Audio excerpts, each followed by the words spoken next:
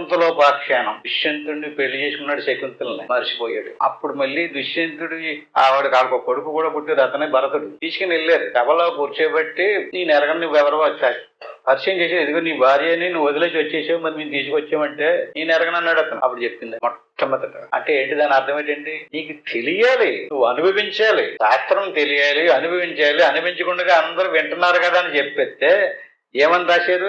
లోకంలో ఉన్నటువంటి పాపాలన్నీ అతనికి ఈ ద్రుపదుడు కొడుకు ఎవడైతే ఉన్నా అప్పుడు ఉపదేశం పొందాడు. స్థూలకర్ణుడు ఉపదేశం చేసినటువంటి గురువు గారి పేరు. స్థూలం అంటే శరీరం, కర్ణం అంటే చెవు. ఉపదేశం చేశాడు. అప్పుడు అతనికి ఈ శరీరం కాదు, నేను ఆత్మస్వరూపాలనే జ్ఞానం కలిగింది. అప్పుడు సెకండ్ అయ్యేది. అలాగ అయినటువంటి వాడిని మోసం చేసేవు నువ్వు.